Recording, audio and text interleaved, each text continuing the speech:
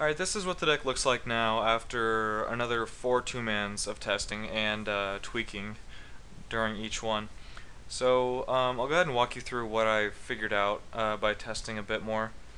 One thing about the mana base is that there might have been enough green sources, but basically I've figured out that green is just so good in this deck. It just casts everything you need. It casts Pilgrim turn 1, Mulch turn 2, Ranger, fix your mana. So really, like if you had almost every time, if your hand just has green mana in the opener, you can still keep that. Like, so I decided to add a forest, add the 4th cemetery, and to do that I just trimmed down wilds. So really, I don't know if I actually added any green sources, but I cut down on the tap lands quite a bit actually. Um, and with I was debating on Cavern. Basically, it's a green source, except it can't cast Mulch, so it's not actually as good as a forest. But it can cast Fiend Hunter, and it can cast Huntmaster, and then you can always cast these with it if your mana is already, if you don't need green mana, basically. Um, so 3 caverns I think is still correct. Don't want 4 and I don't want 2 just yet. I cut one of the plains for a mountain because I realized that white mana is really bad in this deck. Um, because you have Pilgrim for one thing, and then the only thing you're casting with white mana is Fiend Hunter, and and I guess these, but these don't really count for much. So for Fiend Hunter, you already have Cavern, you have Clifftop Retreats, and you have Pilgrim. So playing more than one plains really doesn't serve any purpose at all. Yeah, really doesn't. So went down to one plains, up a mountain. Mountain is the other land besides forest that you can actually do something with. You can loot with it, but forest is still the big one, we'll say. So after that, we now have 2 Scorn Villagers, and the reasoning behind that is that we want to cast 4 drops on turn 3. Some of the games, not every game, but you want to be able to do it. So that Scorn Villager helps with that, and it also just gives you a second green source. Might give you your first green source if you're casting it off Cavern. So it's just another mana. And I've cut the one Zealous, which was really not that exciting. It's not good in enough matchups, I think, and the interaction between that and Aristocrat is not really going to come up often enough in the main deck. So I just cut that, and I cut 1 Rights because, because of the sideboard plan for one thing, and just because it's the card that does the least, I think, in the deck. Like, besides Angel, you don't really have a lot of stuff to reanimate. You have just Huntmaster, basically. And with Mulch, that's fine, but I still don't want 4 copies of the card. And with Angel, you're usually going to be casting Angel from your hand. I don't know, I'd say 50% of the time, so really you don't need 4 of those at all. And for the sideboard, we've undergone quite a big change here. We still have the Blasphemous Axe, which I think are very good. It's the entire plan against Boros is this card, and which is why I might go up to 4, but I don't think Boros is a big enough deck to warrant that, so hopefully we could just play 3 and draw it in the matchup. Dark Impostor is a spicy one. That replaces our Severs because I've decided that because almost every opponent I play has Cage, that I should come up with a legitimate game plan for that. And what I decided was to cut all copies of these. Like if I'm assuming they're going to bring in Cage, or if it's a matchup where they should have Cage, then I'm cutting all of these, and I'm bringing in a combination of these general good cards. And Dark Impostor is replacing Sever because against Cage, Sever is really not that exciting. Like the flashback is really the big reason to play it. It is a good card, but without the flashback, it's really not the card I want. This guy though, he gets to Sever every turn, so he's really good. It's definitely a good card, but I'm skeptical about it a little bit, as I'm sure some of you are as well. For one thing, it costs 2 black mana, and we only have 5 black sources in the deck. It is slower than Sever, but I'm assuming that in the games where I want Sever, I'm gonna be having enough mana to use it. So So we're gonna try that. I obviously haven't played enough games for that to matter yet, but we'll see what happens. I mean, if I ever need the board slot, I'm sure I could open that up pretty easily. Okay, so the Grooks, Silver Hearts, and Zealous Conscripts are basically just general good cards to bring in when you cut these. So it's a transformational sideboard of sorts. And Purify still in there for mirror matches and stuff like that. Not a big fan of the card.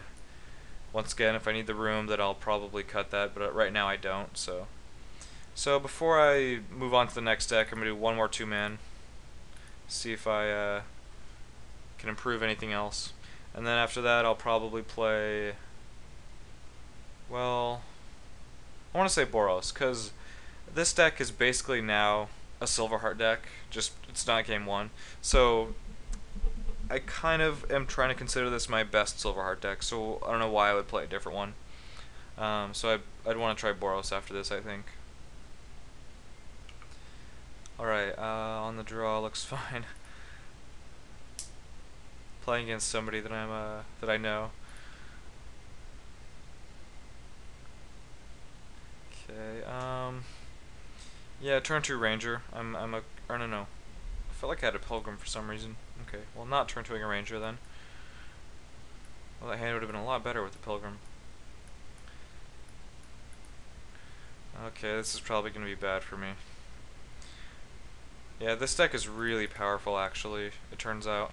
And, I don't know what cards are good against the deck, so that makes it really hard to even beat it, even with a deck that might have a good matchup. I don't know. I just don't know what cards are good in that matchup. Well, that's pretty easy, I guess.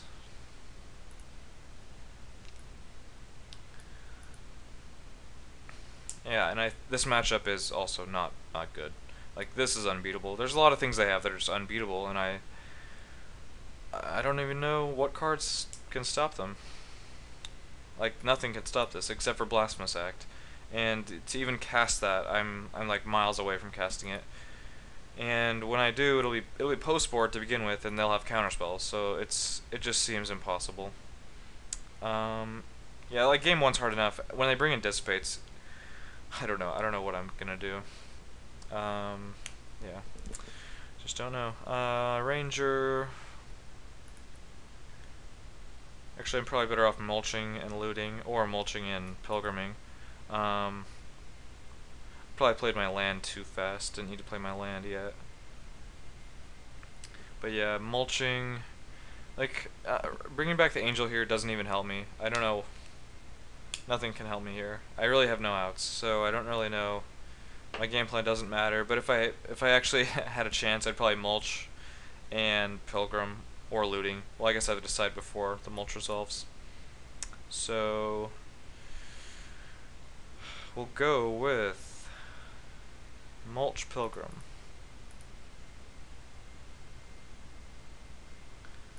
Definitely correct. Mulch pilgrim, I think.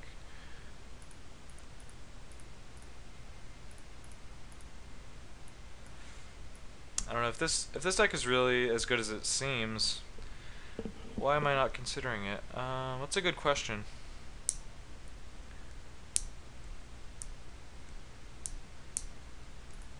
Yeah, I actually have to block anyway. Well, I have no outs. I might as well just concede. Alright. So why am I not considering that deck? I don't know. I guess if I played some games with it, I could decide whether or not I like it. Maybe even a few cards to beat it. So I guess that's the next deck I'll be playing with. Like, if they play a hexproof guy and then pump it, I'm dead. I can try to deal with some of their stuff, but that I just can't deal with. So I'm gonna take out the Glory's Rise package though, because I don't think that's even good. So I could bring in these and try to possibly race him. That's actually, maybe that's the best thing I could do in this matchup. Dark Imposter maybe doesn't seem as good anymore because I'm on the racing plan. Like being able to get rid of any of the non-hexproof creatures is It's pretty big though, but I guess I do have Fiend Hunters for that. 2 more cards. Garruk. Garruk is actually pretty big against them. If I can play it and kill a Accelerant early enough, then that's really good. What else can I cut then? I guess looting. Since I'm not on the reanimation plan, looting is not that exciting. Alright, so we're racing. Keep that in mind. We are trying to race.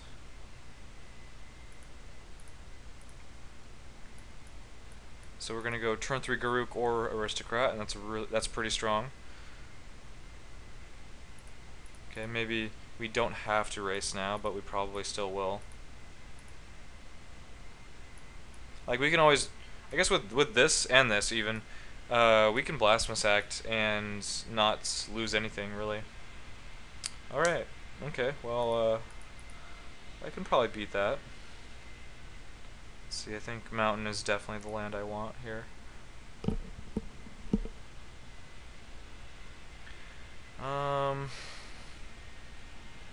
Okay, well I have options. I can group to kill it. I can play Aristocrat for the block Sack Pilgrim, so he's not going to be attacking in that situation.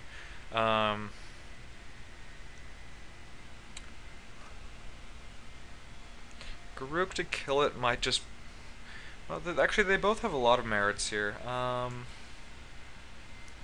Like if I get the Aristocrat into play and follow that up with the Silverheart, I might be golden. Like,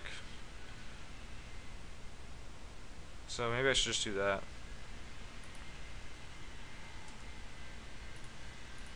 We'll try it. We shall try it. Yeah, either play would be perfectly fine though. I could even attack there, but I'd rather stay on D for this turn. Because currently I have a big advantage on this board, so I don't think I should attack. And also a big advantage coming. And I'm assuming he's gonna Savagery. He could also actually Silent Departure, which is actually a good reason to Garruk instead there.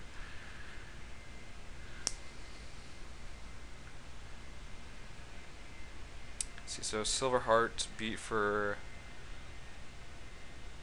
8 damage. Yeah, I wish I'd Garruked. Just partially because of the bounce spell that was a possibility, and partially because this is actually a good game plan here. Like, cause I feel like not attacking here, but then if I get departured, I just lose so much board position.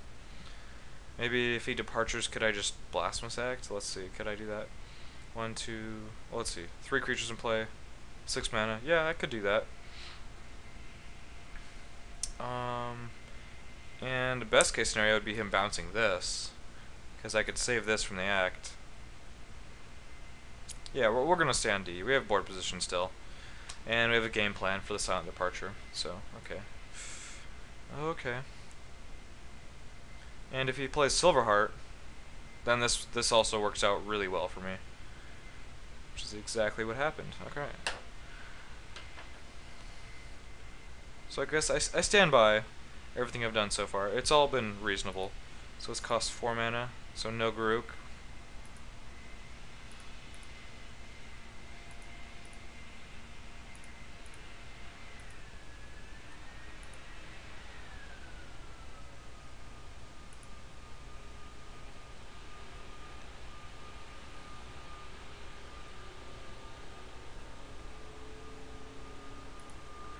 I didn't really think that through completely. Could I have attacked first? Yeah, I could have attacked first. That was really bad.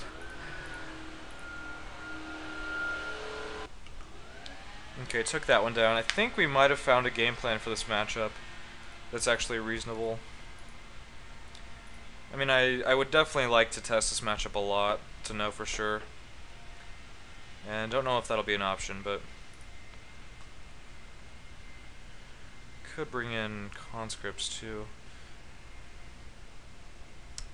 Huh, this one's interesting. Really, really bad hand. Yeah, actually, I wouldn't bring in conscripts. I have Fiend Hunter for the cards that don't have hexproof already, and I don't really want to bring in more cards that don't deal with hexproof creatures. Um, this is really slow, really bad. I don't think I can keep it. All right, this one is reasonable. Yeah. Okay. More of a racing hand, which is something I think is correct. To mulligan that first hand just can't race, only relies on Blasphemous Act, which is too slow. So, alright, this is interesting. This is very interesting. Am I gonna be able to cast this next turn? Probably not. I guess I'm casting Huntmaster.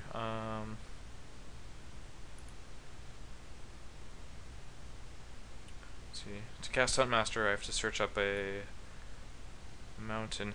I probably should have just played Clifftop here, because now I just don't have any black source. Yeah, that was bad.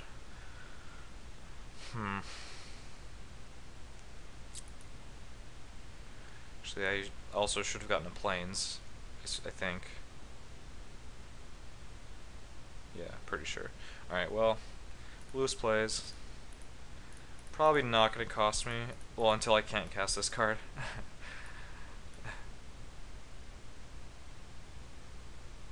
But I guess this play does actually let me cast Silverheart. So I don't know which one is actually correct. Would have to actually think about that. Alright, well, let's race.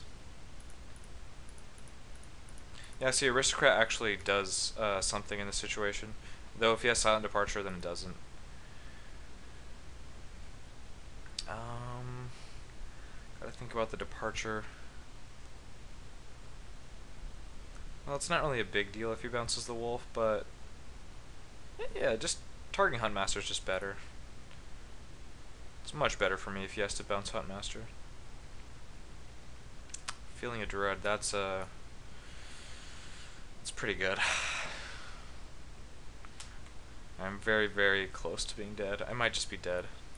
That card was a game changer.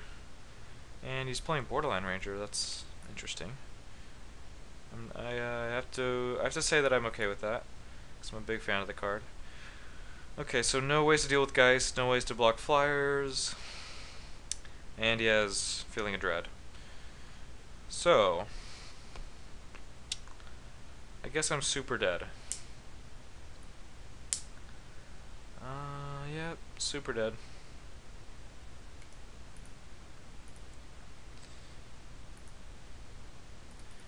So, we got closer, I think, to a good game plan. I'm gonna consider what I could do here, though, to change things. Because, like, the board plan is fine, but can I do anything in the main deck to make the matchup better?